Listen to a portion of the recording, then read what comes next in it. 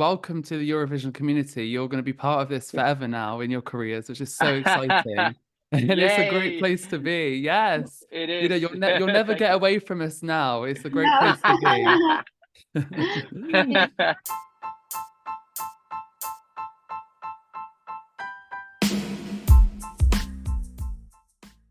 It's really, really good to see you both. And thank you so much for joining and giving us your time today to join us on the podcast. I've been really looking forward to talking to you both. And, I'm not going to wait around. I need to jump straight in and ask you both, how are you feeling in this moment after your huge success? And congratulations, by the way. Thank you Well, so thank you. We are much. we are Feeling, feeling great, at least. yeah, Yeah. I can And I mean, imagine. we were just invited to do this, and then we just did our thing, and this just happened. And we haven't been planning for too very long. But we have done this band for many years, and suddenly in this context, it really, yeah, The stars worked. aligned. It was all meant to happen. Exactly. Yeah. yeah, that's how it feels.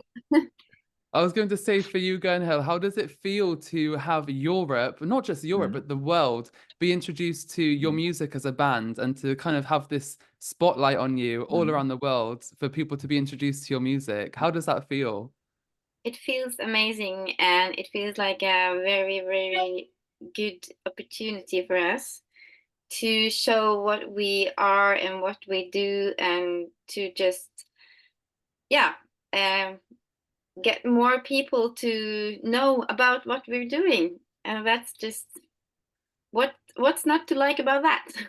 Exactly, exactly. So many new fans will be introduced to you and your music, and I think that is wonderful. Now, of course, you have to celebrate winning Melody Grand Prix. It's a huge, huge success, so congratulations on that. But looking ahead, looking at Eurovision, what are you both most excited about? That's what I really want to know. Let's go to you, Magnus.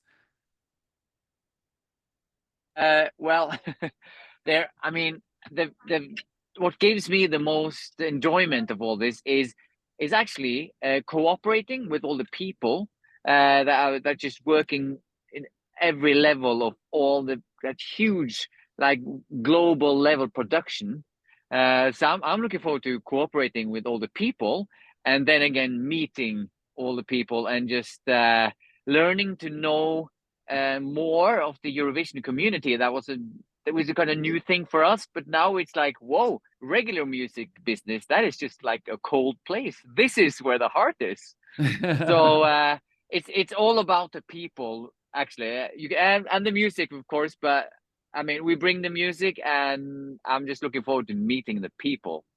And all the engagement all over. It's amazing to yeah, feel that enjoyment from everyone. And I totally support what Magnus say, that it's so many people that we meet, and so many professional people working with so many levels of this. So it's really a really, really nice trip to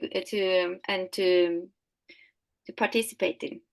100%. And welcome to the Eurovision community. You're going to be part of this forever now in your careers, which is so exciting. And it's a great Yay! place to be. Yes. It You know, is. you'll never Thank get you. away from us now. It's a great No. place to be. Yeah. But it's been lovely to see the kind of community and the fans of Eurovision and your music, celebrate you and welcome you to this new space to be a part of. And of course, you're part of a great group of people and performers now as the other artists. So I'd love to ask you both, what is your favorite Eurovision song that you've heard so far from this year, apart from your own, of course? I have to say that I think it's the Ukraine song. Ah, yes, that's a, Yeah, that's a On Ukraine. my gorgeous favorite. song. And also I listen to, because I have to admit that I haven't listened that much, because I have just like tried to focus on what we're doing in our task, Of and course. so much, to take in and to all. But yesterday, actually, that was the first time I listened to every songs that has are gonna participate, and yeah, Ukraine was one of the songs that I felt the most, I think. Yeah. Definitely a standout of this year. I was going to ask you as well, Magnus. Are you agreeing there? Have you got another song in mind? Yeah, I really, when I saw the performance of the La Noia from Italy, when I just heard the song, I didn't think much about it. When I saw the actual performance that she did, I Yes. was quite I was blown away by that. So far, that's trending in my heart. But as it is with Eurovision, you have to just keep on listening to them, and then okay, then you see the value of some other hidden gems in there, and they will just rise up. But as for now, La Noia and of course Ukraine. But I will go for La Noia since Gunnhild took the Ukraine. Yeah. Oh, I like you. You both have very good taste. I love that. Yeah, Angelina Oh! Mango. She's definitely a fan favorite. I'm looking forward to Yeah. seeing this in Malmö on the stage as well. But absolutely, Yeah. in her performance in Sanremo was amazing. So good Yeah, it taste, was. guys. Very good taste. I Thank you. expected nothing less, of course. But on that theme of your favorites from this year. So we know your favorite songs. Who else do you think is going to do really well at Eurovision this year? Who do you have your eye on who you think, oh, they're going to be a fan favorite for sure, apart from the ones you've obviously mentioned? I think we are so engaged in the music, and we are just very focused on what we're gonna do. So I don't think we're too into the actual competitive side of it. So I'm not really sure. Really, are you? Have you any thoughts, Gunnhild? No, I think we're quite the same there, you and I. Yeah, yeah, we're the two guys in the band that does not really, yeah. The other one, they are all into every part of it, and they have the whole view of what's going on. Yeah, me and Magnus is we're more into our self and what. I love that though. That's a great way Yeah. to be. And actually, when you are in a kind of competition setting, I think being that way that you both are is probably the best way to be, because you're not in your heads, you're not comparing Yeah. yourselves. You're in your own Yeah, lane and you do what you do. What we Yeah, do 'cause and we can't do anything about what other people is doing. So yeah, I think it's just, it could be disturbing if you go too much into what's yeah. And as you were saying, it gets a bit heady and a bit noisy. And when you're trying to perform and when Gunnhild is singing, it's a good thing to just have a peaceful mind, a balanced heart, and just do your thing. And then afterwards, we can see what the competition, worked out like.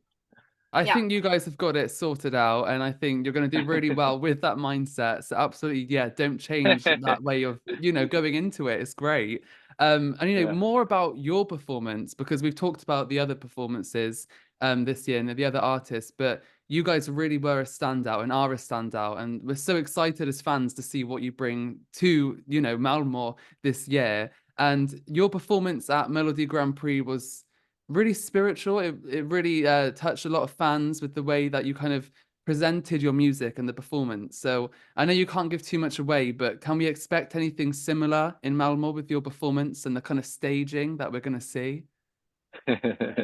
Well, of course, there's a shroud of secrecy around what upgrades will come, but I would say that we found a pretty good core concept, and we will just elaborate with the means available in a bigger stage. Yeah. Oh, brilliant! That's very exciting. And we feel that we have a very great, very, very good team around us with NRK and the people working with our show, and that we speak the same language, and so we know that we will do what we do the best. Yeah, absolutely. And we as don't always, expect... and as always with the Gåte, we every every means of every effect or light or smoke. Sorry, it's my son back there. Daddy is on the phone. Yeah. 2 seconds. He's He actually wants to learning join the English now. band. Yeah, want to join. But make it, but yeah, and he sees a tractor and he goes insane. Yeah. So, but what I was saying, well, every time Gåte uses, some kind of effect, it should always contribute to the storytelling and the story and the emotion that we are channeling. And now we have more means available to actually channel that energy. But and we also, I mean, we had this. Good thing you call it a spiritual performance, and then we try to really convey something extremely fundamental and existential, and in our performance that will show itself through the use of elements. We have the winds, water, storm. Yeah. So I yeah. love that. You've given me a really good tease there. I'm excited. I feel like I have an image in my head of what it's going to be, and I love it already. So thank you for that. Yeah. It's going to be a great one. And we're talking about your performance, but we're looking back in the years of Eurovision, looking at the acts from Norway that we've seen. I mean, Norway's just become known for having some of the most outrageous and amazing performances when it comes to Eurovision. And you're now part of that group, so it's really exciting. But I'd love to know from you both, have you got an act from Norway in the past that has really stuck with you at Eurovision? Is there somebody that you're maybe a fan of that you've seen in the past? I'd love to go to you, Gunnhild. Have you got anyone in mind from Norway? Well, I have to say, well, I'm not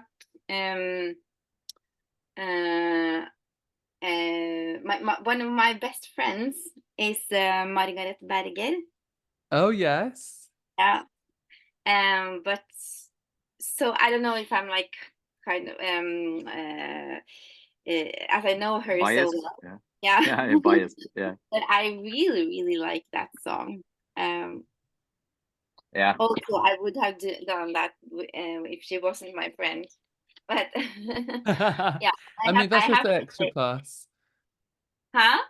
That's just an extra plus that she's a friend. Also, an amazing performance and song, but also a friend. I love that. But I remember when she showed me the song the first time, it was it blew my mind. I think it was amazing. I think it's a very good song. Yeah. I think that's a good choice. Of course.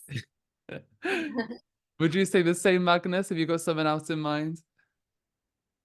Well,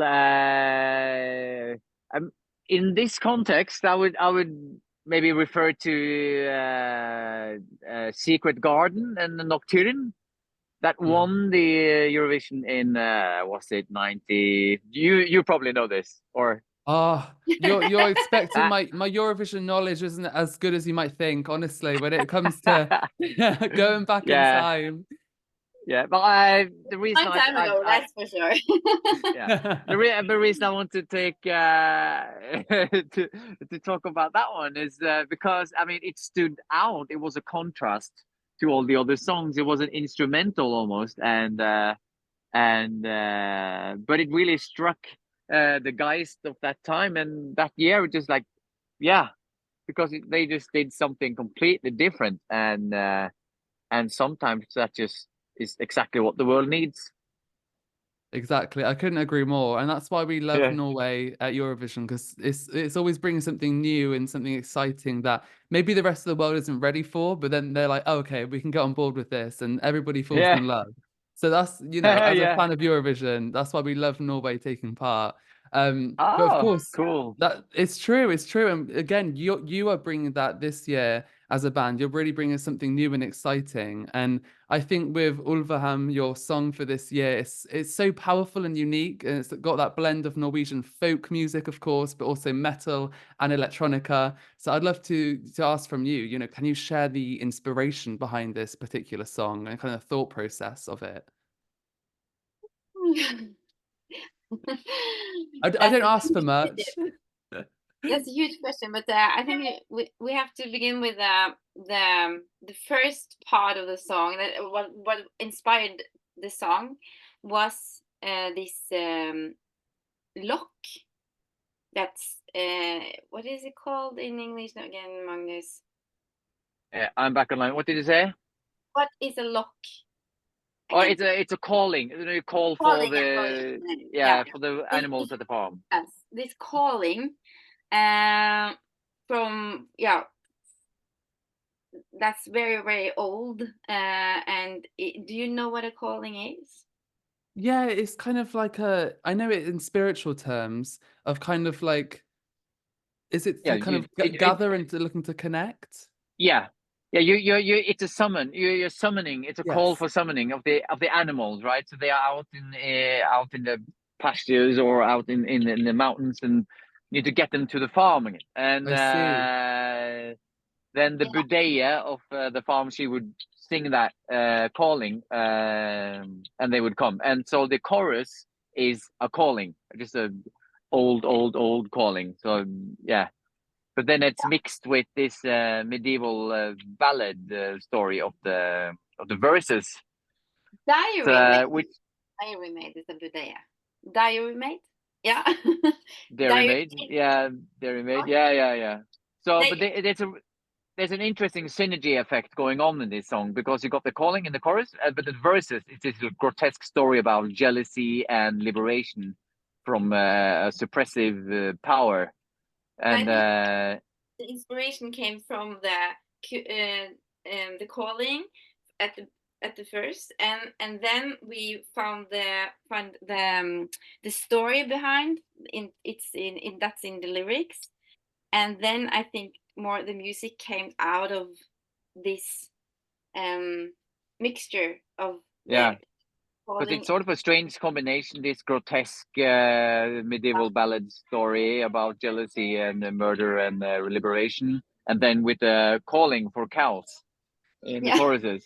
But somehow, when you have this strange mixes, you get these synergy effects like this, and then the music and the whole something comes through there. That's a bit bigger than what you can really think and plan. And once it was there, we don't really entitle ourselves with how or why.